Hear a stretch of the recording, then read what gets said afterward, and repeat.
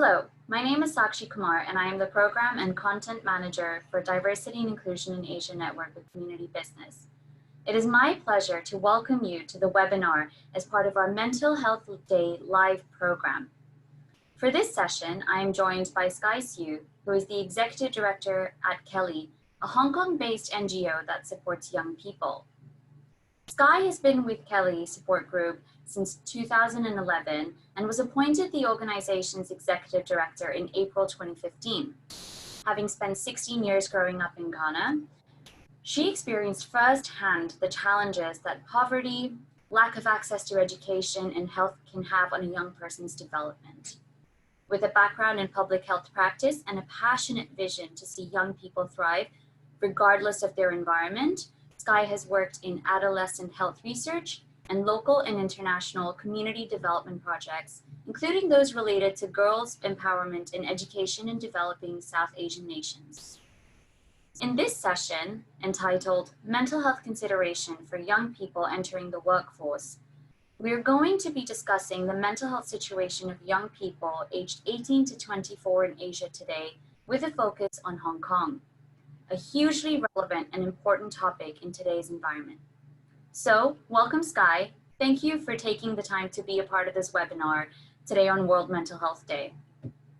Thank you so much, Sakshi. I'm really glad to be here, and thank you so much to Community Business for the invitation. And hello, everybody who's watching. Great. So, Sky, I'd just like to kick things off with starting to ask you about learning a little more about you and your background and why you're particularly interested in this topic of mental health in young people. Yeah, so as you mentioned, Sakshi, today is World Mental Health Day, and in the spirit of this year's theme globally, which is suicide prevention, and given the stigma that is still very much attached to all things mental health, I thought I would start off with sharing a personal story of mine. Is that okay? Absolutely.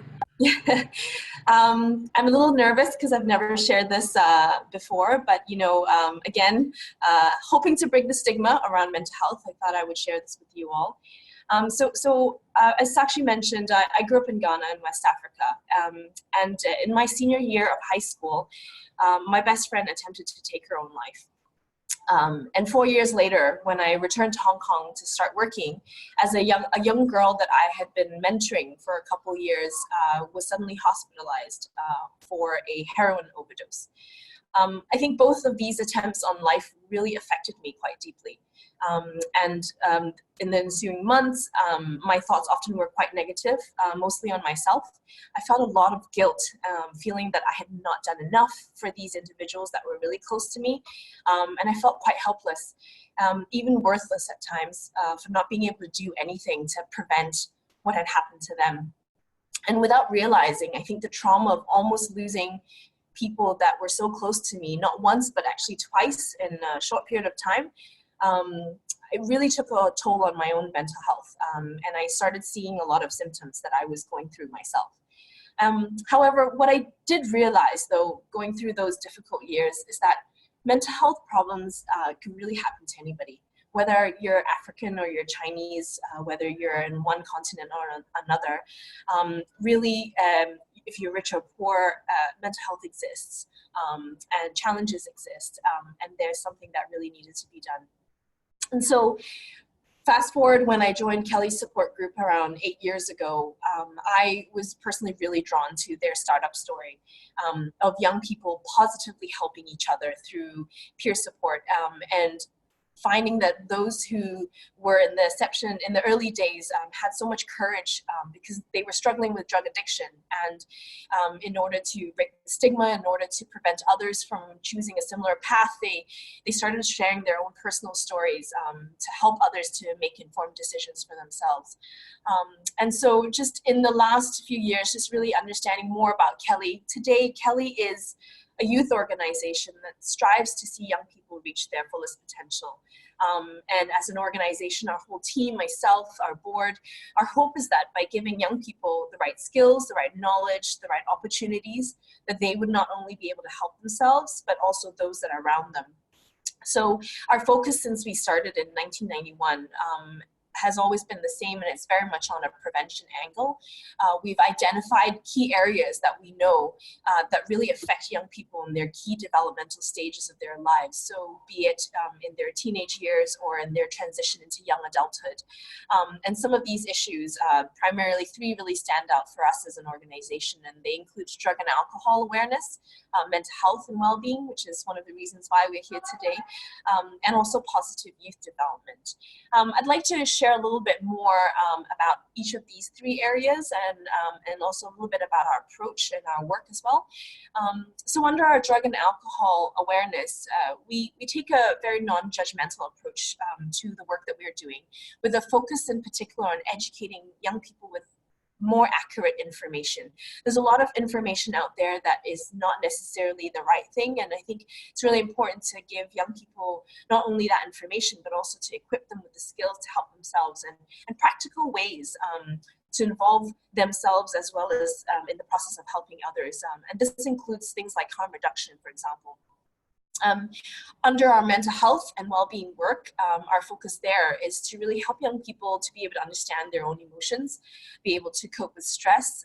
And once again, there's the peer support theme, which is knowing how to help themselves and those that are around them. In situations where we do identify specific mental health needs, we work with our partners and also a strong network of referral organizations to provide more in-depth one-on-one counseling and long-term support.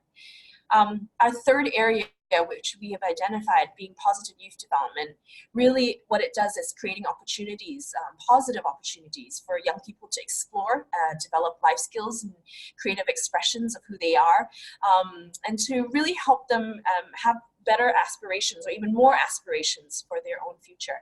And a lot of times for these programs, we work particularly with communities who are more disadvantaged and maybe may not have as much access to these types of skills building programs. Overall, we work with not just 18 to 24, 18 to 24, but also those who are between the ages of 14 and 18 as well. And primarily, we do so through partnerships with schools, universities, and other community organizations as well. And, you know, in Hong Kong, it's a very diverse population here. So we work with young people that are coming from Cantonese, but also non-Cantonese speaking backgrounds. And some of them are also from non-Chinese backgrounds as well, including ethnic minority. And at the end of the day, really, our goal is to ensure that we're being relevant and really meeting their needs. I will admit, though, majority of the young people that we're working with today are below the age of 18.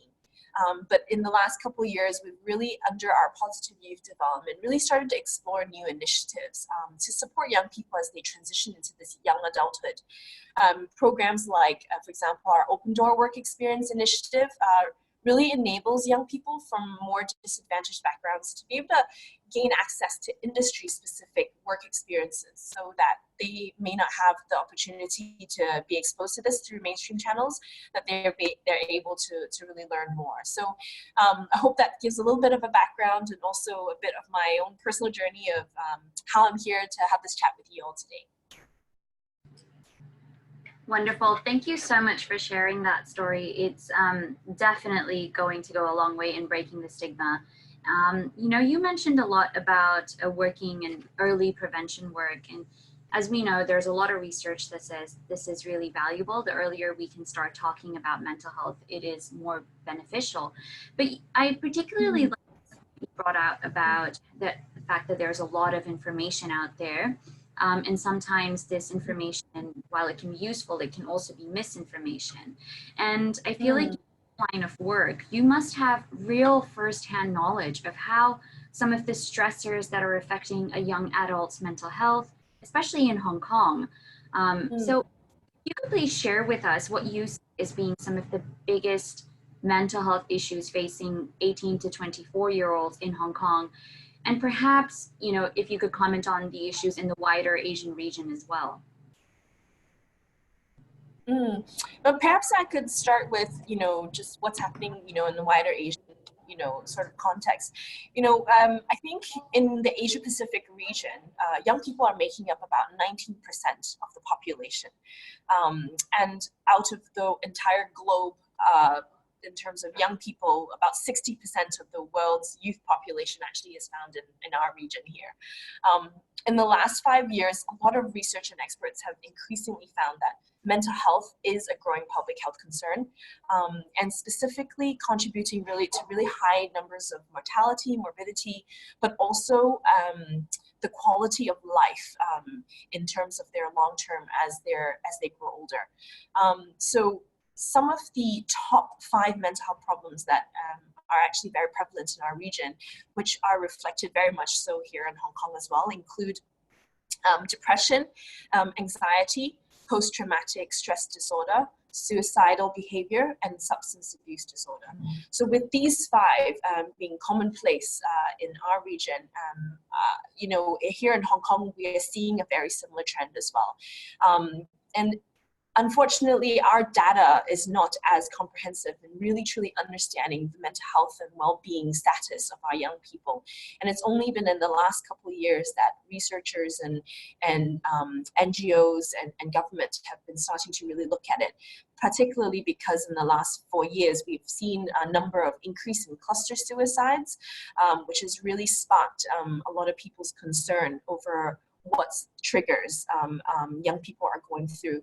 I think right now what we do know, which is still a very alarming fact, is 1 in 3 young people are struggling with some form of mental health problem in Hong Kong. And it takes us almost 58 weeks, that's over almost 2 years, to be able to really see a clinician or physician to have a proper diagnosis being done. We are seeing just even from an early prevention perspective, that actually young people are really under such a stress kind of environment here in Hong Kong. We're a small city, but with lots and lots of big goals and big dreams, and young people are really stuck and right at the center of that. We're seeing that a lot of young people are finding a lot of pressure to perform, to succeed. When they're in school, they're struggling with this pressure to perform and succeed in the academic realm. And when they graduate, they're struggling with this to succeed and perform in the workplace. And I think this idea of what does success look like is something that, for every Asian context is going to be different. For us here in Hong Kong, if you talk to any young person on the streets, you ask them, what does success look like for you? And the first thing that they're going to tell you is that, well, I have a good job so that I can be able to buy an apartment so that I can take care of my family. That progression of having and owning property is something that I think all of you who know a bit about Hong Kong will be able to appreciate how high costs are for being able to purchase and even own a place. And so this burden of being able to accumulate wealth at such a young age is something that they're already carrying that burden to bear. In addition to this, we're seeing that relationships are between young people, even though we're such a small city and there's very little space. Young people's relationships are very fragile, whether it's relationships with their families or whether it's relationship with their peers and amongst themselves. That's something that we've seen is really quite difficult for them to be able to communicate clearly and be able to really manage in their early adulthood years. I think one of the things that really came very stark to me when I started working here was listening to young people actually share about an additional thing, which is having too many options. Now, you think that having too many options isn't really a bad thing, and coming from Ghana myself, I think if I had more options, why is that even a bad thing, right? But there was one particular young person that I remember having a conversation with just early on this year, university student, she's in her 4th year, struggling so much to the point where she can't even go beyond thinking about what's going to happen after university. And primarily, she's not even there yet, but she's already stuck in a place where she's so fearful of what she's going to choose. Now, having too many options is great, but when you have too many options and you're afraid of choosing the wrong one because it may not be able to achieve that success that you have in your mind, that can sometimes be extremely debilitating.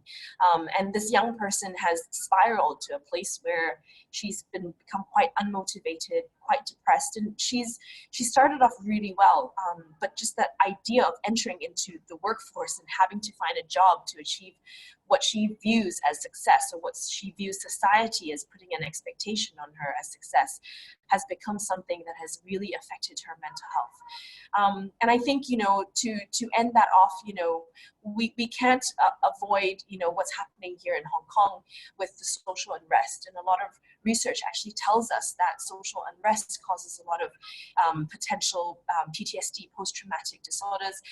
It also causes a lot of mental health difficulties because of all the clashing in views and conversations that are having place, and a lot of the emotionals that are happening. So what's happening in Hong Kong right now with the social unrest is also a contributing factor.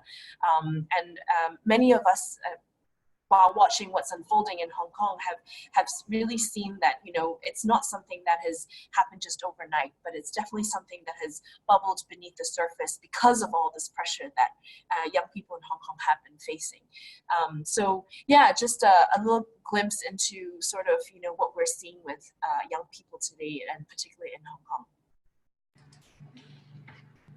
Wow, that just all of that sounds very stressful in itself already. But just to quickly, some of the main stressors that you talked about was the environment itself and the sort of cultural values that are attached to having a job, holding a job down so that they can aspire towards financially securing themselves, but also the concept of success and what personal success versus societal success can mean. So maybe it's a bit of that conflict that's arising. And you also talked about, decision fatigue, which I think through the high school system and the university system, there's more focus on an individual making decisions for themselves. But when when a young person enters the workforce, it kind of shifts to individual and being able to make decisions on behalf of your team, or realizing that these decisions will impact other people around you more directly than you've ever thought about or experienced. And, I think that's one of the biggest challenges that probably every young person faces when starting out in their career, and it's taking on that first job and adjusting and settling into the workplace. And what do you think employers need to know in order to have a better understanding and develop empathy for young people's mental health when starting their first job? Yeah, I think that's a fantastic question, because I think oftentimes what we hear from young people is that, we feel like others don't really understand where we're coming from. And I think that question is so great, because it's actually having employers really create that empathy, which is fantastic.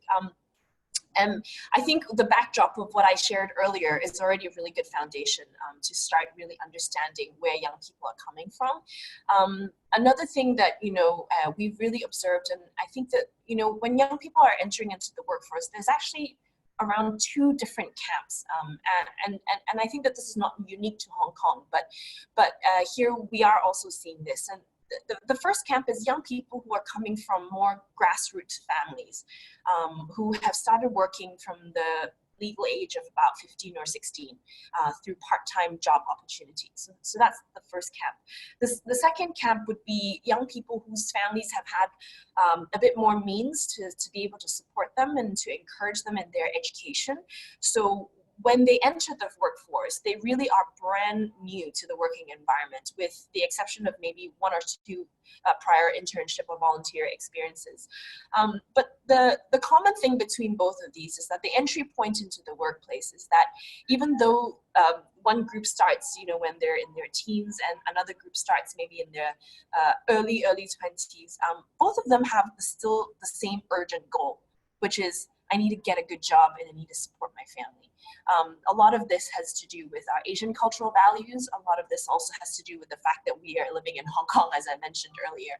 I'd like to share a little bit more with the first and the second group. group. Now, with the first group, I think we need to understand that the pressure on them as a regular young person, teenager, it is actually greater than any other teen, out there. Particularly because not only are they balancing school, extracurricular, family time, having fun as a young person, but then they also have to start learning about responsibilities. And for them, I remember, lots of people would say, when you're a teenager, you should get a job, get some work experience. But for this group of young people, it's not just about getting work experience. For them, actually, it's about making money. Money is not just for pocket money, it's actually to support their family. So it's a very tangible need and a very tangible adult responsibility that a teenager is already having to take on in their own life. So in some ways, this group is unique because they're growing up faster in the sense that they're dealing with a lot of adult issues, responsibilities, and challenges, whilst yet trying to balance still what it is to be a teenager. And so they may be really well equipped in one area, but I think in some other areas, they may not be fully mature either. And further to that, while they're in these part-time gigs, more often than not, they're building a lot of work habits that are learned. Some of these habits are better than others, so to speak. Now, for the second group, of course, the pressure from the group of young people really comes to a different place. And I think for them, because the enormous amount of investment that has gone into their education, and to make sure that they are going to be the cream of the crop so that they can get a fantastic job, really puts these young people entering that workforce with an exceptionally high expectation on their shoulders. Most of it could be from family, but a lot of it we're seeing more and more is actually these young people putting this expectation on themselves. It's a self-perceived expectation that that they feel like they owe it to their families and to those that are around them who have invested so much in them, that if they didn't get a job that paid really high, that had a really good career trajectory, that they wouldn't be able to offer anything. I think one of the things that we're seeing with both of these, and hopefully helping to understand and create more empathy, I think unique to the Hong Kong mentality is that I think for the longest time, our society has viewed young people as being not really capable. It's quite unfortunate from our perspective, and we've heard so many young people tell us how defeated they feel, knowing that society labels them as being, snowflake or strawberry, easily bruised. And in Cantonese, there's this slang called "fai ting," which is rubbish youth. And this term is not new. I think any of you who've lived here in Hong Kong would have heard it. And a lot of young people are actually quite deeply impacted by this terminology that they feel society has placed in them. And I think that having that mindset that they're not good enough or that they're not able to do already puts another layer in terms of what they can offer. And so a lot of these young people that are already entering, with this type of pressure, have this additional complex layer of society and potentially employers having this view on them. And I think that it's really quite important for employers to actually be able to take a different perspective, that these young people are coming with different types of burdens on their shoulders as individuals, and not just people who are coming in to just do the job. Wonderful. I mean, I think I can relate to so much of that as well. And much of that is very similar to having been a young person come into the workforce. I particularly like the point that you made about, the expectation, and not only expectations, in some cases, the negative stereotypes that impact young people when they come into the workforce. What do you think employers can be doing to actively kind of minimize these biases when young people are coming into the workforce? Because I'm imagining that, they don't just go in and work with old people their age. They're probably going into work and within teams where, there are generational differences, and maybe their line manager is much older than them. So what would you suggest if there was, a piece of advice that you had to give to a manager developing empathy? Yeah, I think, I mean, oftentimes you see that there's a lot of seminars on intergenerational dialogue. There's a lot of trainings that you can attend about, how do you work with, the millennial generation, Gen X, Gen Y. I think these are all great, but I think nothing beats actually sitting down and having a coffee and a chat with somebody who is actually entering the workforce and having a genuine conversation to understand what's happening in their circumstance. And I think, that's something that we've found has been so valuable, is that the more we talk to young people, because for us at Kelly, we are a youth organization, we're actually employing young people between the ages of 18 to 24 to work with their peers and those that are younger than them. And I think sitting down and having that conversation and that chat about things that are affecting them, things that are on their mind, is actually a very valuable way to have better insight as well. And I think, if there's anything that I could really advise on, it would be to try and find avenues to allow hiring managers to actually have those conversations before they go into hiring somebody, so that they can have a better appreciation of some of these specific things that young people could be carrying. And, I'm telling you all this now as information, today in 2019, but in 2 years' time, the trends could shift. I mean, what's happening here in Hong Kong could have a really deep and long impact in about a year's time. And we could see young people entering the workforce with a completely different mental state and carrying a whole set of different burdens. And so I think, finding avenues to have conversations with these young people in a non-formal sort of platform could be really valuable, I think. Wonderful. That's really useful insight. Sky, earlier you mentioned about your open door program, and you also started to talk a little bit about a generation of young people coming into the workforce with a completely different set of expectations and needs, and we might all have to hit the reset button again to just understand their requirements again. But with the open door program, this is much of it's very interesting. I did a bit of research on it, and this is much of what you do in terms of job readiness for a young person. So could you share a bit more about the open door program, but also a real life example of how this program has benefited both an employer and a young person in their journey to employment? Yeah, absolutely. So just a quick recap. So the Open Door Work Experience Program actually was piloted a couple years ago under our Positive Youth Development stream. And the reason why we did it was because we found that it wasn't just about work experience, but it was about getting young people, particularly those from more disadvantaged backgrounds, to actually find and learn about industries that they are interested in. Because we were finding out that a lot of young people, particularly those from ethnic minority backgrounds, were being relegated and stereotyped into specific jobs. For example, you would think, oh, a Filipino would definitely just be an F&B, or a Pakistani would be driving a van, and it almost seemed at that time that young people were reflecting to us that, they didn't fit these stereotypes. And if you were to sit down and ask them, what are your dreams for your future? These sort of careers or job roles or job responsibilities were not really part of what they wanted for themselves. And so when we started up this program, it was really about exposing them to different industries that were available in Hong Kong, allowing them to, yes, get firsthand work experience, but in particular industries that maybe they were curious about or wanted to try. The Open Door program today has a couple elements to it. Particularly, we are working with those who are about to graduate from secondary school, and so about to either start working or maybe able to get into tertiary education if they're lucky.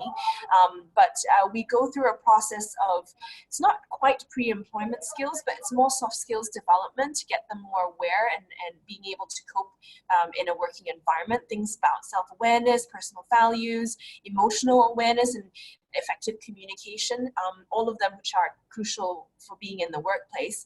But then we also help them to identify where their strengths are and what kind of industries might actually fit them. And then that we end off with about a month of a paid work experience opportunity in an industry or in a company that that they pick themselves.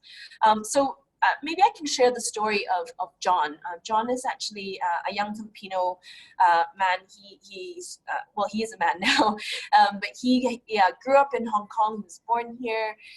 His family are migrants from the Philippines here to Hong Kong. John is very much a Hong Konger.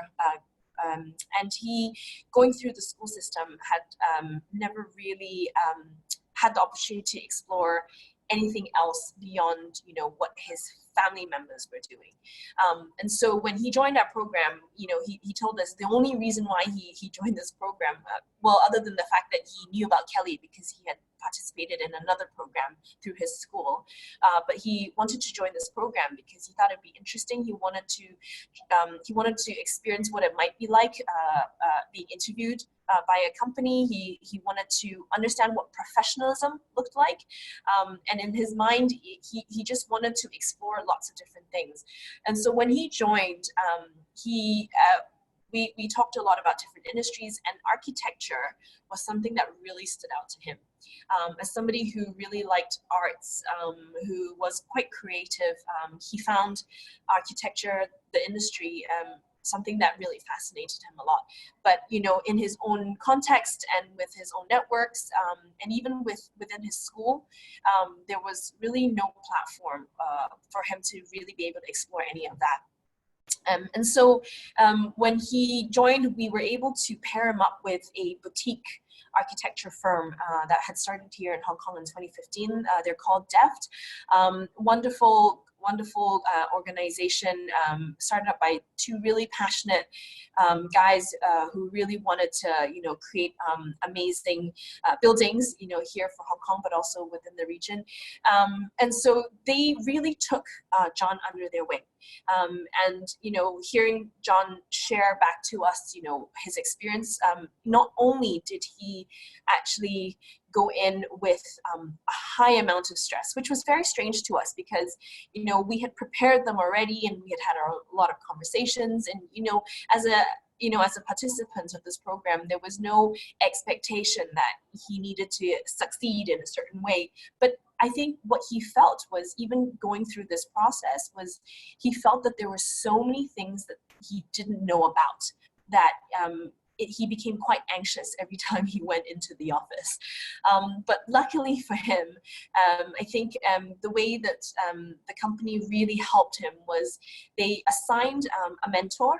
One of the founders put up his hand and said, I'm going to mentor this young man. And so through that whole month, not only did they build a relationship from their mentoring time together, but they also actually had a lot of conversations around his future, around what architecture was, what the industry expected.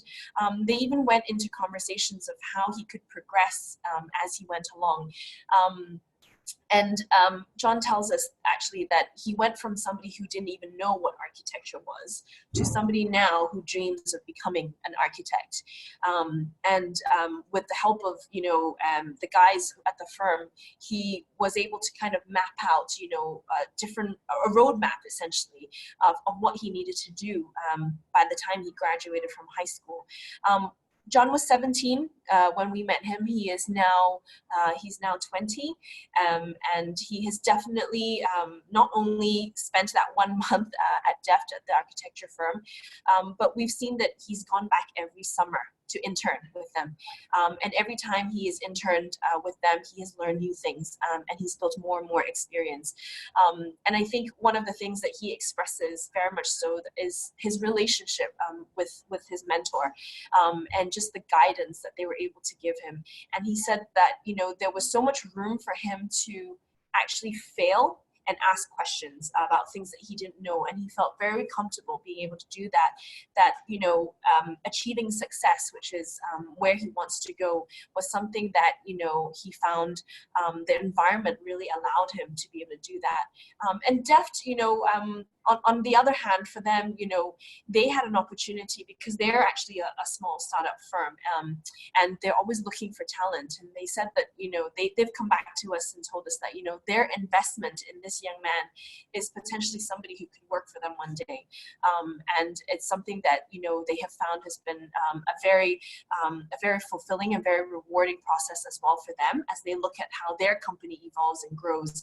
And I think even to this day, they're very intentional now in looking at working with more young people as well, to come in to find the right talent, and also to have more systems to actually invest in young people like John to continue joining their company. So yeah, we've been very encouraged to see that actually, looking at sort of the scenario, it's not quite John hasn't yet been fully, officially offered a job there, but definitely that exposure of a young person entering into the workforce for the first time, and their whole experience has actually really shown us that, there's a lot of things that, companies can do in this transition, a very crucial transition point, that can really help young people be able to excel and to develop really positively in their future.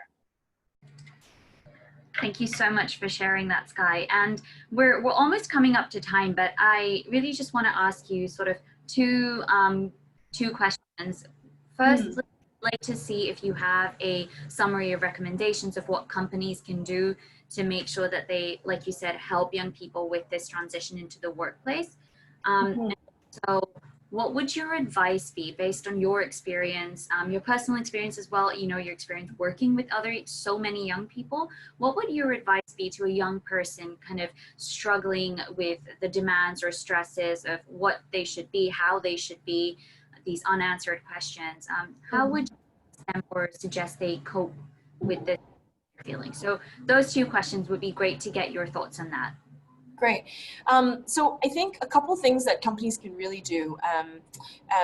One that's most important is actually creating a culture of openness within the company to be able to allow young people that are entering this company, and actually maybe it's not even just young people, but just having everybody in the firm be able to have a dialogue about failure, about what stresses, and about things that they may be struggling with, without the fear that they will be stereotyped or docked in their performance review, or even in their potential career progression. Because I think the stigma of mental health is still very much real, and a lot of people, young people especially, are really fearful of this weakness that they might be stereotyped for, or be judged by, by admitting that they're struggling with something or that they don't know about something. So having that culture of openness for dialogue would be something that I would definitely recommend. I think other things, like having a named mentor in the workplace, for John and for the guys at DEF, it was a direct supervisor who acted in that role. But I think it doesn't really have to be that, in fact, it's just somebody who is intentional about checking in with how they're adjusting, with whether or not they're coping well, if there's anything that they're really stressed about, that just to have somebody else to talk to in the firm could be really useful for their mental health. And it could be really empowering if there's even opportunity for reverse mentoring for that young person, where if there's a young person that might be feeling deficient, if they're able to offer something back to somebody else in the firm, that could be a process of empowerment as well. I think having a buddy system, peer support within the workplace is fantastic. If they could be paired up, we've seen so many young people who have had so much fun in their workplace because they said, oh, there was somebody else my age. And I think just having somebody else there that can really kind of learn the ropes, the logistics of getting around the company, filling out forms, is always something that can really help to alleviate and really create an environment that is more friendly for anybody. And I think one of the big things also is finally just to be aware of young people who might be coming into the company with pre-existing mental health challenges. I think that that's something that oftentimes we don't talk about. We assume everybody comes in and they're all good, but some young people might be coming in with pre-existing challenges that they're dealing with. And I think allowing employees at that entry point to be able to say, hey, I actually struggle with this, and I hope that, you know, everybody can be supportive, you know, is a really great way to start. I just read on the news in the Straits Times, I think it was yesterday or the day before, that one of the global heads of Shell was somebody who struggled with bipolar, and she made it to the top because her colleagues and her company has such a open sort of attitude around her mental health, her pre-existing mental health condition. And so, yeah, those are some of the few things that I think could be really useful to really start at the very beginning for young people that I think employers can really put into place. There are things that HR could really consider. Mental health insurance, you know, to be able to cover sessions for people to just talk. And I know that even here in Hong Kong, we're starting to see more of EAP programs, employee assistant programs that will offer mental health support for those companies who are able to include that in their budget. So those are some of the things that we would recommend that would really help young people. And finally, I think for young people themselves entering the workplace, I think, you know, like any other relationship, it's always a two-way street. I think for any employee and employer relationship, it's also a two-way street. And so advice that we would give to young people is that, you know, they also need to take control of their own mental health as well. And I think sometimes it's about, you know, being courageous. I think back to how Kelly's support group first started, you know, with young people, you know, kind of taking that step, very brave step to share about their personal journey, their personal mental health journey, and the things that they were struggling with to help other people. And I think for young people entering the workforce, I think taking that same courage and brave step to be able to take initiative, to share if they're struggling, to be proactive, to get some of these resources that may be in a company, and not be afraid to really try and access some of these things, because sometimes, you know, because there is still so much stigma, all it takes is for one person to stand up and say, I need help, or I would like to share something. So yeah, I hope that that's something that would be helpful. And I'm glad that we've had this chance to talk about this here, particularly on this day. And so thank you so much. This is such an interesting conversation, and there is so much more I know that you would have to offer in terms of insights, but thank you so much. Unfortunately, that's all we have time for. Sky, on behalf of Community Business, I just want to say thank you. It has been a great conversation and chatting with you on this topic. Thank you so much, Sakshi. I really appreciate it, and I really enjoyed sharing more stories. So yeah, I'm happy to do it anytime. Wonderful. So this brings a close to our Mental Health Live Day program. We hope you have enjoyed this event, and please note that all of our 2019 webinars, including those on the themes of happiness and resilience, as well as the ones broadcasted today, are available on demand through this platform. All that is left for me to say is thank you for joining us, and we look forward to welcoming you to our 2020 program in the near future.